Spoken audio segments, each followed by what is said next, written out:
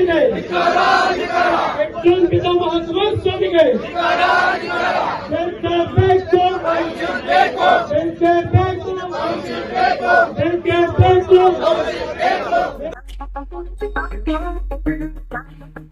ಅಲ್ಲಿ ಕುತ್ಕೊಂಡು ರೈತರಲ್ಲ ಇವರು ಎಲ್ಲಿಂದನೋ ಕರ್ಸವ್ರೆ ಅಂತ ಹೇಳ್ತಾರಲ್ಲ, ಇಲ್ಲೇ ನೋಡಿ ಇಲ್ಲಿ ಕೂತಿದೀವಲ್ಲ, ಯಾರ ರೈತರಲ್ಲದೆ ತೋರಿಸಿ ನಮ್ಗೆ ನೀವೇನೆ. ಅಡ್ಡಾಕೊಂಡ್ ಕೇಳಿದ್ರೆ ನಾವು ಮಳವಳ್ಳಿಯಿಂದ ಬಂದ ಅಂತ ಹೇಳ್ತಾರೆ. ಯಾಕೆ ಬಂದಿರಿ? ಕುಮಾರಣ್ಣ ಅವ್ರು ಕರೆದವ್ರು ಬಂದಿದೀವಿ ಅಂತ ಹೇಳ್ತಾರೆ. ಅವ್ರ ಅಪ್ಪಿರ್ದಿದೆ ಇಲ್ಲ ಆಸ್ತಿ ಇರೋರು ಹೋರಾಟಕ್ಕೆ ಬರ್ಲಿ. ಇಲ್ಲಿರೋರು ಅವ್ರು ಬೇರೆಯವ್ರ ಪಕ್ಷದ ಕಾರ್ಯಕ್ರಮ ಮಾಡಿದಾಗ ಎಲ್ಲಿನಾರು ಕರ್ಸ್ಕೊಂಡ್ ಮಾಡ್ಲಿ. ಜನನ ಬೇರೆ ಕಡೆಯಿಂದ ಕರ್ಸಿ ಕ್ರೌಡ್ ತೋರಿಸಿ ಅವ್ರು ಹೇಳ್ತಾರೆ ಕುಮಾರಣ್ಣ ಕರೆದಕ್ ಬಂದು ಅಂತ. ನಿಮ್ ಹಿಡಿಯೋದವ್ರು ಇದ್ರು, ಪೊಲೀಸ್ನವ್ರು ಇದ್ರು. ಸುಮಾರು ಒಂದು 100 ಜನ ನಾವ್ ಅಡ್ಡಾಕೊಂಡ್ ಕೇಳಿದೀವಿ. ನಮ್ಮ ಆಸ್ತಿ, ನಮ್ಮ ಹಕ್ಕು, ನಮ್ ಜಮೀನು, ನಾವು ಕಷ್ಟ ಪಡ್ತಾರ ನಮಗ್ ಗೊತ್ತು. ಕುಮಾರಸ್ವಾಮಿನ ನಮ್ಮ ಅಕ್ವೇರ್ ಮಾಡಿದ್ದೆ ಕುಮಾರಸ್ವಾಮಿ 2006 ಹೋಗ್ಲಿ, ಕಾನೂನು ವಿರುದ್ಧವಾಗಿ ಹೋರಾಟ ಮಾಡ್ಲಿ. ನಮ್ಗ್ ಸಾಕಾಗಿದೆ ರೀ. ನಮ್ಮ ಮಕ್ಳುಗಳು ವ್ಯವಸಾಯ ಮಾಡಕ್ಕಾಗಲ್ಲ ರೀ, ನಾವು ಮಾಡಕ್ಕಾಗಲ್ಲ. ನಂದು 2 ಎಕರೆ ರೇಷ್ಮೆ ಕಿತ್ತಾಕ್ಬಿಟ್ಟಿದೆ, ಅಡಕೆ ಇದೆ, ತೆಂಗಿದೆ. ನಾನು ಊಟ ಬೆಳೆಯ ರೈತಾನೆ. ನಾನಲ್ಲಿ ಏನ್ ಬೆಳಿತೀನಿ ಆ ನೀರ್ನ ನೀವೆಲ್ಲಾರು ತಗೊಂಡೋಗ್ಬಿಡಿ, ಗುಲ್ಬರ್ಗ ಬಿಜಾಪುರ ತಗೊಂಡೋಗ್ಬಿಡಿ, ಫಸಲು ಕಾಣ್ತದೆ. ಬೆಳೆದಷ್ಟೇ, ಫಸಲು ಕೊಡಲ್ಲ. ಇದು ಚಾನಲ್ ನೀರು ಅಂದ್ರೆ ಅಲ್ಲಿ ಬೋರ್ ನೀರು, ಒತ್ತಿರೋ ಬೋರ್ ನೀರು ಚೆಕ್ ಮಾಡ್ಕೊಳ್ಳಿ ನೀವು ಊರಲ್ಲಿ ಹೋಗ್ಬಿಟ್ಟು. ಈ ನೀರನ್ನ ನಾವು ಕುಡಿದು ಬದುಕ್ಬೇಕಾ? ಇದನ್ನ ನಾವು ಕುಡಿಬೇಕು. ಹೆಂಗೆ ಜೀವನ ಮಾಡೋದು? ಎಲ್ಲರೂ ಸತ್ತೋಗಿದ್ದೇವೆ ಅಂತ ಕೇಳ್ತಾರ ಅವರು. ಸಾಯಲ್ಲ ಸ್ವಾಮಿ, ನಿಧಾನಕ್ಕೆ ಜೀವ ತರ ಹೋಗುತ್ತೆ. ನಾವೇನು ಅನುಭವಿಸಿದೀವಿ, ವಯಸ್ಸಾದ್ರು ಸೊತ್ತಾಗನ ನನ್ ಮಕ್ಳಾದ್ರೂ ನಮ್ಮ ಮಕ್ಕಳು ಮುಂದೆ ಬರೋ ಪೀಳಿಗ ಚೆನ್ನಾಗಿರ್ಲಿ, ಆರೋಗ್ಯವಾಗಿರ್ಲಿ ಅಂತೇಳಿ ಈಗ ನಾವು ಅಕ್ವೇಷನ್ ಒಪ್ಕೊಂಡಿದೀವಿ. ಇಲ್ಲೇನಾಗಿದೆ, ಅಲ್ಲಿರೋರು ಕಾಲ್ಭಾಗ ಜನ ಆದ್ರೆ ಇಲ್ಲಿ ಜೆಡಿಎಸ್ ನವ್ರು ಮುಕ್ಕಾಲ್ ಭಾಗ ಕೂತಿದ್ದಾರೆ. ಪಾರ್ಟಿ ವೈಸ್ ಇದು ಜೆಡಿಎಸ್ ನ ಕರ್ಕೊಂಡು ಓಟ್ಗೋಸ್ಕರ ಜಿಮಿಕ್ ಮಾಡ್ತಾ ಇರೋದೇ ಹೊರತು ರೈತರು ಒಳ್ಳೇದ್ ಮಾಡ್ಬೇಕಂತ ಅವ್ರ ಮನ್ಸಲ್ಲಿ ಇಲ್ಲ.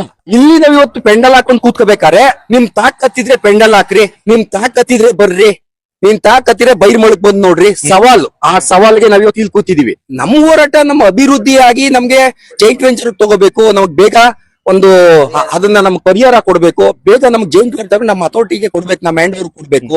ಇಲ್ಲಿ ನಡೀತಾ ಇರೋದು ಜೆಡಿಎಸ್ ಓಟ್ಗೋಸ್ಕರ ಹೊರತು ರೈತರುಗಳಿಗೆ ಒಳ್ಳೇದಾಗ್ಬೇಕು ಅಂತ ಏನಿಲ್ಲ. ಇದು ಸರ್ಕಾರಕ್ಕೆ ಕೆಟ್ಟ ಹೆಸರು ಬರ್ಬೇಕು. ಎಷ್ಟು ಸತಿ ನಮ್ಮನ್ನೇ ಕರೆದಿದಾರಲ್ಲ, ಕೂತಿರೋಲ್ಲ ರೈತರಲ್ಲ ನೋಡಿ, ನೀವೇನೆ ಕರೆದಿದ್ದಾರೆ ಸಭೆಗೆ, ಚರ್ಚೆ ಮಾಡಿದ್ದಾರೆ. ರಾಜಣ್ಣ ಅವ್ರ ಮನೆ ಹತ್ರ ನಿಮ್ಮ ಮೇಲೆ ಬಂದಿದ್ದಾರೆ, ಬರಲ್ಲ ಅವರು. ಅಥವಾ ಗುಂತೋ ಪತ್ರ ಬಂದ್ರಿ, ಅಲ್ಲಿಗೂ ಬರಲ್ಲ. ಬರ್ಲಿ, ಅವ್ನು ಇಲ್ಲಿಗೆ ಹೊಡಿತೀವಿ, ಚಪ್ಲಿಲಿ ಜೋಡಿಲಿ ಅಂದ್ರೆ ನೀವು ನೋಡಿ, ಮೀಡಿಯಾದಲ್ಲಿ ನೋಡಿ, ಪ್ರತಿಯೊಬ್ಬರು ಕೈಲಿ ಬಯಸ್ತಾರೆ ರೀ. ಅವ್ರ ಆಸ್ತಿ ಇದೆ, ಹೋರಾಟ ಮಾಡ್ಲಿ. ಆದ್ರೆ ಅದನ್ನ ಮಾಡ್ತಾ ಇಲ್ಲ, ಅವರು ರಾಜಕೀಯ ಬಳಸ್ಕೊತಾ ಇದಾರೆ.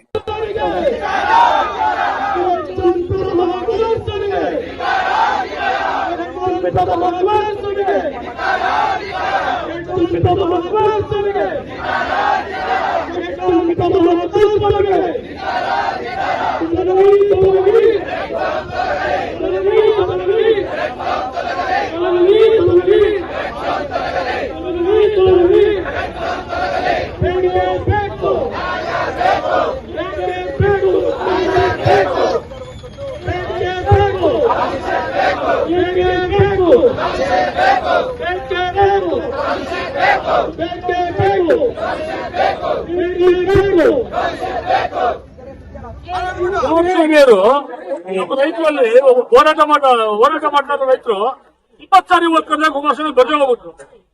ಅವಾಗ ಅವ್ರು ಕರೆದಾಗ ಈಗ 6-1 ಆಗಿ ದುಡ್ಡು ಬಿಡುಗಡೆ ಆಗಿ ಡಿ.ಕೆ. ಶಿವಕುಮಾರ್ ಚೀಫ್ ಮಿನಿಸ್ಟರ್ ಆದ್ಮೇಲೆ ಯಾಕೆ ಕುಮಾರಸ್ವಾಮಿ ಯಾಕೆ ಇಷ್ಟೊಂದು ಕಷ್ಟ ಅಂತ ಕಷ್ಟ ತಗೋತಾವ್ರೆ ಅಂತ ನಾನು ಹೇಳ್ತಾ ಇದ್ದೀನಿ. ಯಾಕೆ ಅವರೇ ಮಾಡ್ತಾರ ಈ ಕೂಸು, ಅವರೇ ಮಾಡಿ ಅವರೇ ಮಟ್ಟಿ ಎಲ್ಲ 300 ಕೋಟಿ ದುಡ್ಡು ಹಾಕ್ಸ್ಕೊಂಡ್ರು, ಅವರೇ ಎದಕ್ಕೆ ಜಮೀನ್ ತಗೊಂಡ್ರು, 4 ಟೌನ್ಶಿಪ್ ಮಾಡಿದ್ರು, 4-3 ಕೋಟಿ ಒಂದೇ ಉಳಿಸಿದ್ರು. ನಮ್ ಕನ್ಸಲ್ ಕೂಸು ಮಾಡ್ತೀನಿ ಅಂದ್ರು, 2019 ಮಾಡ್ತೀನಿ ಅಂದ್ರು. ಈಗ ಯಾಕೆ ಬಂದು ಈ ಪಾಟಿ ಹಿಂಸೆ ಕೊಡ್ತಾವ್ರೆ ರೈತರು ಎತ್ಕಟ್ಟಿ ಅಂತ ಹೇಳ್ತಾ ಇದೀವಿ. ಟೌನ್ಶಿಪ್ ಚೆನ್ನಾಗಿ ಮಾಡ್ತಾವ್ರೆ, ನಾವು 50% ಜಾಗ ಕೊಡ್ತಾವ್ರೆ, ಅಮೌಂಟ್ ತಗೊಳ್ಳೋರು ಒಳ್ಳೆ ಅಮೌಂಟ್ ಕೊಡ್ತಾವ್ರೆ. ಯಾವ್ದು 10 ರೂಪಾಯಿ ಇಲ್ಲಿ ಲಂಚ ಪಂಚ ಇನ್ನೊಂದು ಮಧ್ಯವರ್ತಿಗಳು ಏನಿಲ್ಲ. ಡಿ.ಕೆ. ಶಿವಕುಮಾರ್ ಬಾಲಣ್ಣ ಅವರು ಚೆನ್ನಾಗಿ ಅಲ್ಲಿ ನಿಂತ್ಕೊಂಡು ಅವರೇ ನೋಡಿ ಮಾಡ್ತಾವ್ರೆ. ಇದ್ರೊಳಗೆ ಏನು ಯಾವುದೇ ಲೋಪದೋಷ ಏನಿಲ್ಲ. ಕುಮಾರಸ್ವಾಮಿ ಅವರು ದಯಮಾಡಿ ಮಾತಾಡೋದಿದ್ರೆ ವಿಧಾನಸೌಧಕ್ಕೆ ಹೋಗಿ ಮಾತಾಡಿ ಆರಾಮಾಗಿ ಮಾತಾಡ್ಬಿಟ್ಟು ಇನ್ನು ರೈತರಿಗೆ ಇನ್ನೂ 50 ಲಕ್ಷ ಹೆಚ್ಚು ಕೊಡ್ತಾರೆ. ಕುಮಾರಸ್ವಾಮಿ ಅವ್ರಿಗೂ ಪಾದ ಪೂಜೆ ಮಾಡ್ಬಿಡ್ತೀವಿ ನಾವು. ಸ್ವಲ್ಪ ಬನ್ನಿ ಸರ್. ಪಿತಾಮಹ ಕುಮಾರಸ್ವಾಮಿಗೆ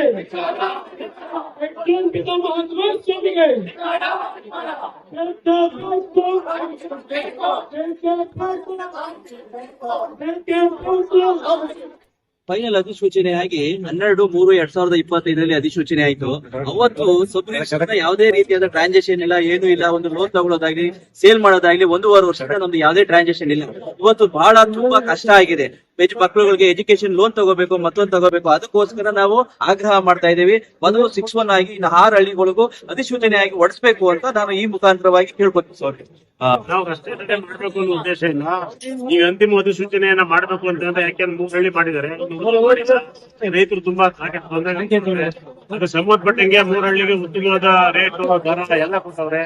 ಯಾರೋ ವಿರೋಧ ಇತ್ತು. ಈಗ ಏನು ವಿರೋಧ ಪಕ್ಷ ನಾಯಕರಿಗೆ ಅವರ ಗದ್ದೆಗೆ ಎದುರ್ಕೊಂಡು ಮಾಡೋದಕ್ಕಿಂತ ದಯವಿಟ್ಟು ನೋಟಿಫಿಕೇಶನ್ ಮಾಡಿ ಎಲ್ಲಾ ರೈತರಿಗೂ ಕ್ಲಿಯರ್ ಒದಗಿಸಿ ಅವ್ರ ಮುಂದಿನ ಸೈಟ್ ತಗೋತಾರೋ ದುಡ್ಡು ತಗೋತಾರೋ ಏನ್ಗೆ ಅವ್ರಿಗೆ ಯಾವ್ದನ್ನ ಅವ್ರ ರೈತರಿಗೆ ತಗೋತಾರೋ ದಯವಿಟ್ಟು ಅವ್ರಿಗೆ ಅವಕಾಶ ಮಾಡ್ಕೊಡ್ಬೇಕು ಅಂತ ಕೇಳ್ಕೊಂಡು ಸರ್ಕಾರಕ್ಕೆ ನಾವು ದಯವಿಟ್ಟು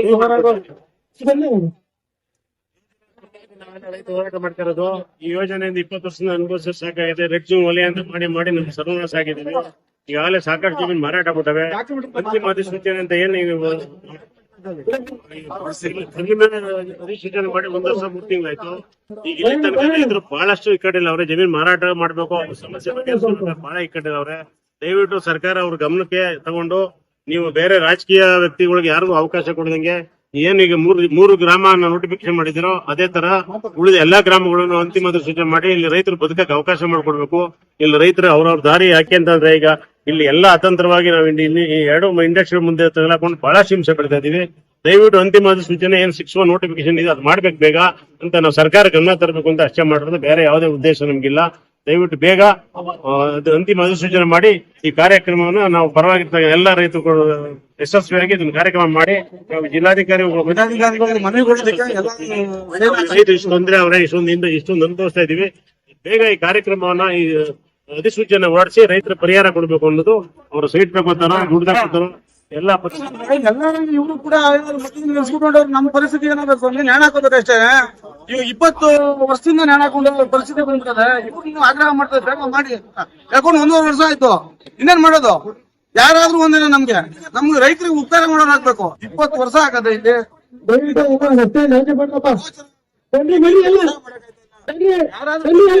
ಸರ್ಕಾರ ಪರವಾಗಿ ನಮ್ಮನ್ನ ಕೊಟ್ಟ ರೈತರಲ್ಲ ದಯಮಾಡಿ ಬಂದು ನಮ್ಮ ಮನೆ